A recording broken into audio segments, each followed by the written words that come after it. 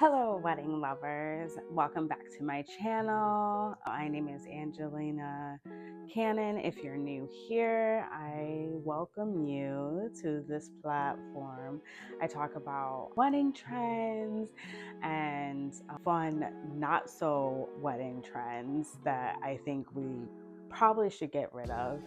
And I am just here to talk to you today about a couple who charged $333 to attend their wedding as a guest.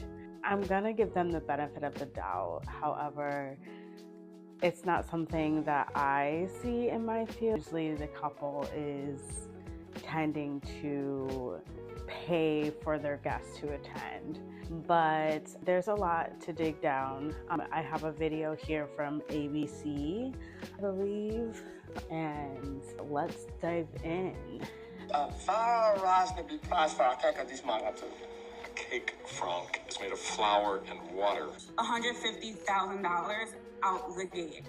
That's the numbers they were starting at. On average, weddings. So before we dive in, I am a fan of Father of the Bride. I love the two movies. I think one is Father of the Bride, and I remember the other one where the wife ends up pregnant while the daughter's pregnant. So I really love these movies with Steve Martin. Great movies. I think I probably will do a review on Father of the Bride, since now I'm a wedding planner. So it'd be fun to watch how that movie relates to today in planning weddings. So very fascinating. But let's dive into the content. It's now costing couples tens of thousands of dollars. The biggest price tag is typically the venue, and that accounts for about 37% of the total cost. To cut down on spending, newlyweds Nova and Remo Styles got Yeah, definitely she is right. So this is Esther Lee. She is the deputy editor from The Knot. Everybody knows what The Knot is, hopefully, if you're planning a wedding, or if you recently have planned your wedding. I'm pretty sure you know what The Knot is. They have really good information. However, I don't believe in their methods of getting vendors to be on their website. It's just they charge a monthly cost, and the cost is sometimes doesn't reap the benefits. It's not a return on investment, so doesn't meet ROI. Some people might book a lot and it might work for others, but I know for me and my business that The Knot doesn't work. So I have other forms that I use that I will do another video on, but back in. creative, thinking of their nuptials more like a concert, charging guests to attend their celebration. And I said, wait, people choose to go to Beyonce's concerts because they know that they're going to have an experience.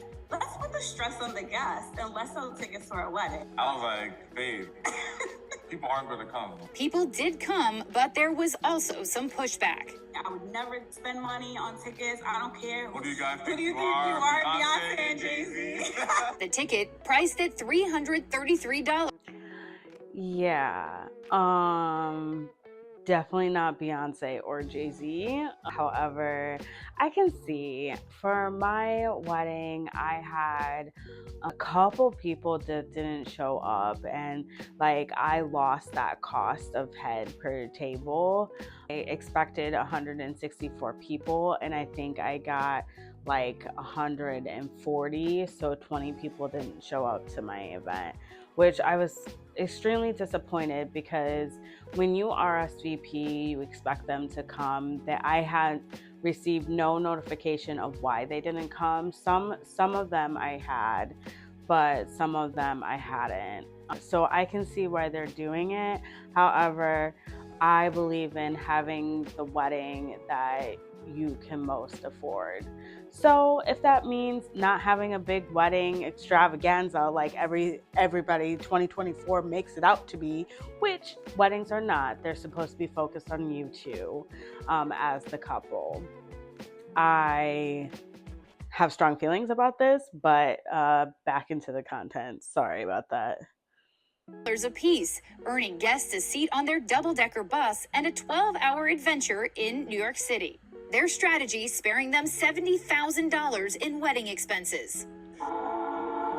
Other couples flipping the traditional script to save some cash. We're seeing a rise in brunch weddings. I would say they probably saved like $40,000. Some, like Courtney and Alex Quist, opting for an earlier celebration versus traditional evening affairs, trading in the filet and fish for pizza and mimosas. We had a beautiful wedding, an awesome reception, and the people that we loved and care about the most were able to be there. So I wouldn't change a thing.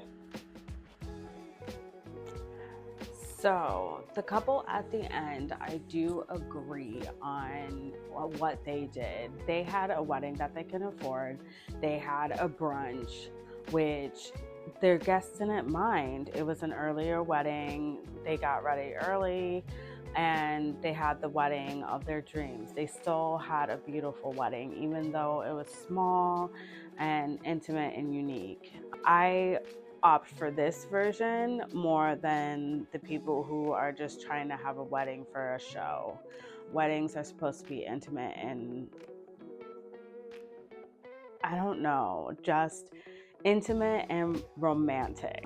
That's what I agree on. I paid about I want to say like $25,000 for my wedding and it was perfect. Also, I'm a planner, but an event strategist is what I call myself. I hate the word planner, but everybody knows it in that terminology as a planner, but an event strategist does a lot more. Anyways, so we're gonna dive into where I found this. So I found it on a Facebook group that I'm a part of. I'm not gonna give that away for personal reasons. I don't want any who were talking about this to be like put down or anything. Granted, the couple that started off the video, I think they were in for more of just the glam and the fun and not celebrating with their family members. And I kind of agree with what their family members told them, that, you know, you're not Beyonce and Jay-Z. Why should we pay for this? Granted, there was a lot of other people on Facebook who said that they said, I believe, that they would support them if they were their best friend. However, I don't think I would. Honestly, I might give them a gift, but like other than that, I wouldn't spend $330 to go to a wedding. I'm sorry, that's just not me. I'd rather spend that $330 on my family and food. But so we're gonna dive into a post that people had done. I have here my laptop again. My son stole my iPad, so this is definitely more inconvenient, but it's totally fine. So the first post that I gathered was from a venue owner who said, "Love it. As a venue owner and wedding planner, I've watched many new couples spend thousands on their day and guests show up empty-handed. At the end of the night, the couples are saddened and disappointed, thinking they would have received X amount in monetary gifts to recoup some of the money spent." First of all, that is not what a wedding's about. It's not about monetary gifts. It's about spending quality time with your family and friends to celebrate your marriage. Sorry, don't believe in gifts, but if gifts are there, I appreciated them. My guests are going to be getting their thank you cards a year out saying how we use their gifts. So yeah. She says, to end, I think it is a wonderful ideal and weeds out the freeloaders. Yikes. I wouldn't call people freeloaders.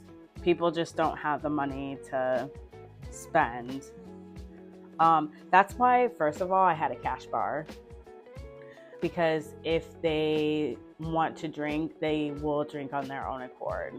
I don't like alcohol. My husband doesn't like alcohol. His family is not very alcoholic drinkers. So literally, who wanted drinks, they could have paid for it. So somebody says, to back up this, it's not a business transaction though. So why are they expecting anything? I agree with this person.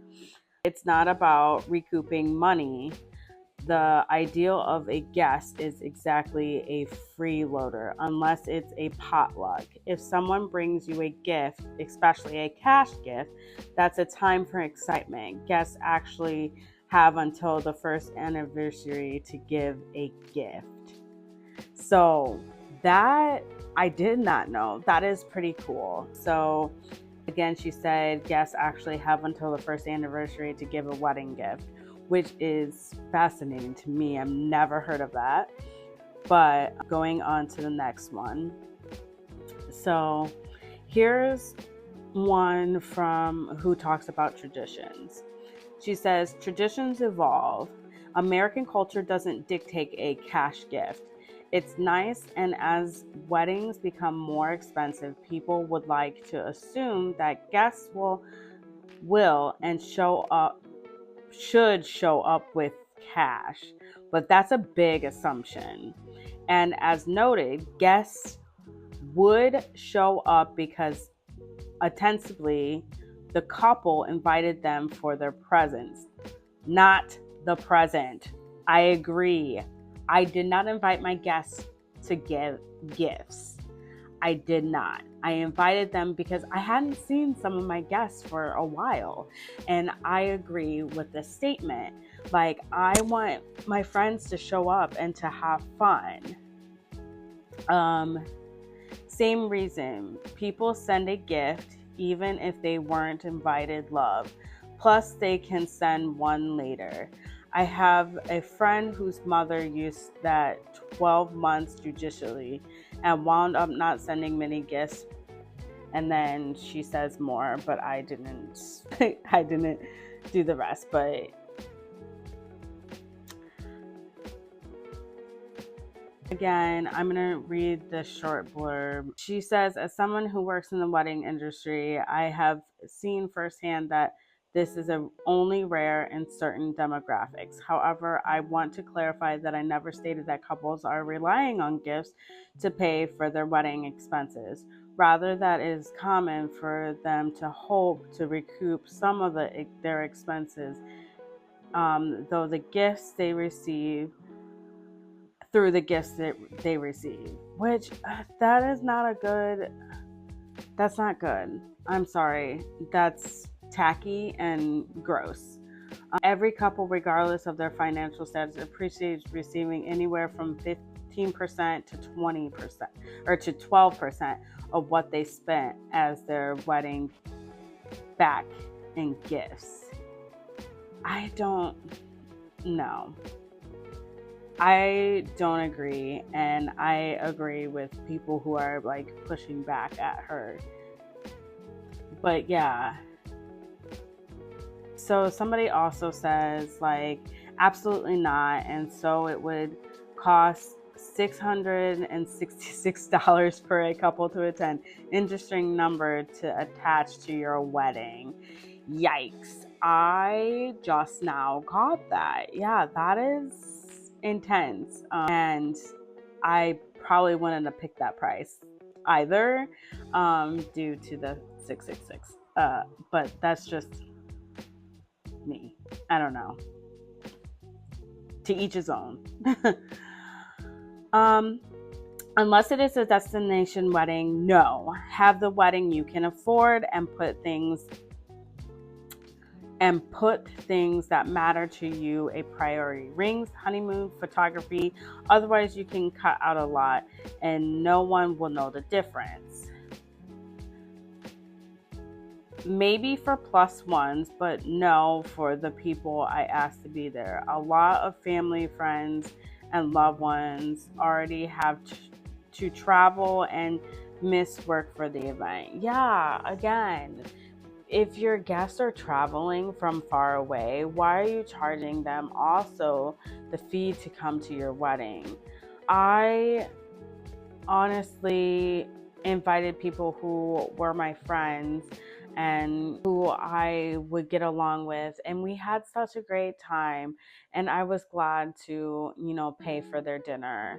It was a great thing. My husband and I, we saved up for our wedding. We actually wanted to buy a house, which, granted, if I would have known that we were going through 2020 with COVID and everything, I don't think I would have done the same thing on having a wedding. We ended up having our wedding finally last year in October 2023, and I appreciated the fact that we did have a wedding. However, I don't think I would have done the same if I'd known it was COVID. I think we would have just saved up for a house and saved that money for, buying furniture or whatever to build up a house in Virginia here. Somebody says on the exact opposite of the spectrum said, I think it's brilliant. Think about half the time people complain about the food, favors, or say it's boring. Well, if you want a day, then you get to pay. You pay for alcohol if it's not an open bar, right? Literally, that's each guest paying for their booze they are going to drink. Then you have to cut people from a guest list to cut costs. So if you're paying to be a guest to have an amazing night, it's no different than going to a concert or something. And at least this is family and you'll have the best night. I would personally do it, but that's a thought that comes to mind. Okay, I see it. I still wouldn't do it. I'm sorry, I'm traditional and I want to pay from my family and friends. And what was it to cut the guest list? I mean, the people who are most important to you should be at your intimate ceremony. I had 140 people come. People came from church, mostly church, and my work previously. I worked for a big W corporation, customer service manager over the front end. Yeah, that was me. Retail. Just think, big W. Anyways, yeah, so granted, yeah, they're paying for their booze, but I agree with the booze. Sorry, you're not coming to my wedding to get drunk. If you want to do that, then you pay for it. I'm not doing it. I am not paying for you to get drunk at my wedding. I have who was then 3-year-old, and there was kids invited to my wedding. So the fact that you would have kids, yeah, it just wouldn't go well. But yeah, that's it. What would you guys think? I have resources down below for a bridal emergency kit. I also have the tipping guide that I put on my website for you guys to view, to have that for planning your wedding. That will be updated every year as I find more resources and see what people are actually tipping their vendors. But stay subscribed, ring that bell if you want notifications on any more content. Thank you.